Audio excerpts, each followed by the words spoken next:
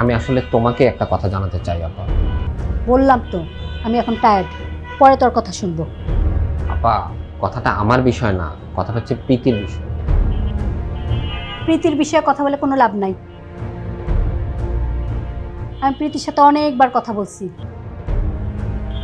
ও আমার কোনো কথাই শুনে না। ওর জন্য ছেলে টেলে দেখে খামাখা সময় নষ্ট করিস না রে ভাই। ও ওই চাল চুলাহীন ছেলেটাকে বিয়ে করবে। দুলা ভাই, ও দুলা ভাই। সারাদিন কোথায় ছিলি তুই? এই ব্যবসার কাজে একটু ছোটাছুটি করলাম আপা। দুপুরে ঠিক মতো খেয়েছিলি তো? সকালে তো না খেয়েই চলে গেলি। খাওয়া দাওয়া করছি। দুলা ভাই কই? দুলা ভাইকে দেখছি না যে। তোর দুলা ভাই ঘরে নেই, বস। না থাক। আরে থাকবে কেন, বস, এখানেই বস। তোর দুলা ভাই ঘরেও নাই, ওয়াশরুমেও নাই। নিশ্চিন্ত মনে তোর দুলা ভাইয়ের নামে যা খুশি বলতে পারিস। দুলা ভাইয়ের নামে কিছু না আপা। তাহলে আমার নামেই বল, সারাক্ষণ তো আমার নামে বদনাম করে বেড়াস। আচ্ছা এখন আমাকেই বোঝা। কি বোঝাবো? বোঝাবি আমি যা করি সব ভুল। আমার ছেলে মেয়েদের কোনো দোষ নাই, সব দোষ আমার। তোমার কোনো দোষও নাই, তোমার কোনো ভুলও নাই, তুমি তো মহামানবী। তুমি যা করেছো সব ঠিক আছে। সত্যি বলছিস ভাই? আমি যা করি সব ঠিক করি, আমার কোনো ভুল নাই? আপা শোনো, ছেলে মেয়েদের বয়স কম, সব ভুল ওরাই করে। ওদেরকে একটু বোঝাতে হবে, বুঝছো? সব সিচুয়েশন তার ওদের কন্ট্রোলে থাকে না, এই জন্য মাঝে মধ্যে ভুল করেই ফেলতে পারে। এই, তুই কোন পক্ষ নিয়ে কথা বলতেছিস? প্রথমে তো মনে করলাম তুই আমার পক্ষ নিয়ে কথা বলছিস, এখন তো দেখি তুই ওদের পক্ষ নিয়ে কথা বলতেছিস। আপা, এখানে পক্ষ বিপক্ষ নাই। একটা পরিবার, একটাই পক্ষ, পারিবারিক পক্ষ। পরিবারের যেই ভুল করুক না কেন আপা, সবার উচিত তাদের পাশে গিয়ে দাঁড়ানো, এটা তাদের দায়িত্ব। আর মা বাবার দায়িত্ব সবচেয়ে বেশি। ও, তার মানে বাবা মার দায়িত্ব বেশি, তাই না? হ্যাঁ, ছেলে কোথা থেকে কোন একটা মেয়েকে বিয়ে করে ঘরে আনবে, তারপর দুই বেয়াদব মিলে মায়ের সাথে বেয়াদবি করবে, আর ঘরের দরজা মায়ের মুখের সামনে ধম করে বন্ধ করে দিবে, আর আমি সব মেনে নিব। আর মেয়ে এমন এক ছেলের সাথে প্রেম করবে যার কোনো ভবিষ্যৎই নাই। এই ছেলে তো 2 দিন পরে আমার মেয়েকে ছেঁকা দিয়ে চলে যাবে। কি বলে এগুলো? আর এই সব দেখে শুনে আমাকে সব মেনে নিতে হবে, তাই না? এই তুই এখান থেকে যা, যা তোর দুলাভাইয়ের সাথে খোশ গল্প কর, যা এখান থেকে।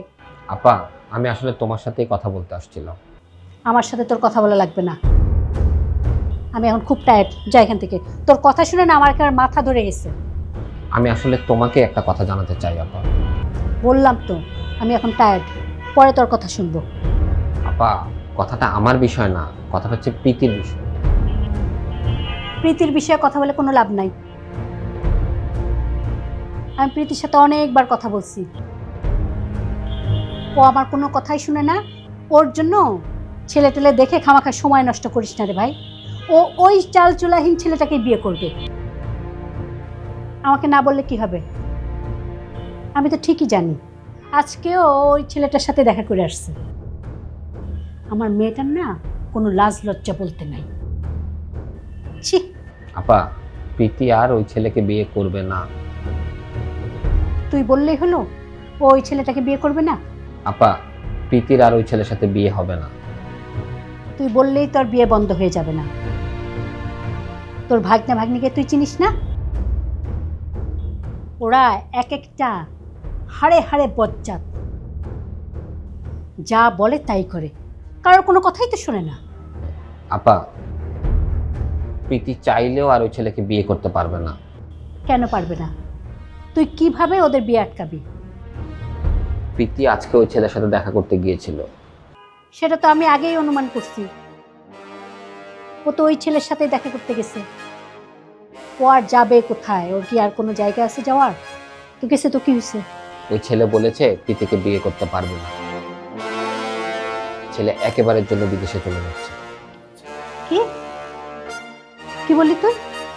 হ্যাঁ আপা, যা বলেছি সত্যি বলেছি। প্রীতিকে ওই ছেলে ফিরিয়ে দিয়েছে। প্রীতির অনেক মন খারাপ। আল্লাহর রাস্তে আপা প্লিজ তুমি আর প্রীতিকে কিচ্ছু বলো না। প্রীতি কোথায়? এখনো কি ছাদেও?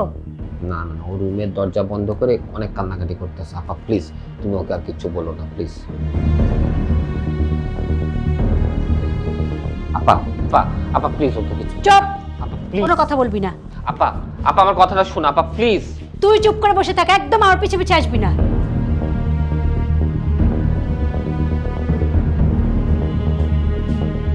প্রীতি, প্রীতি।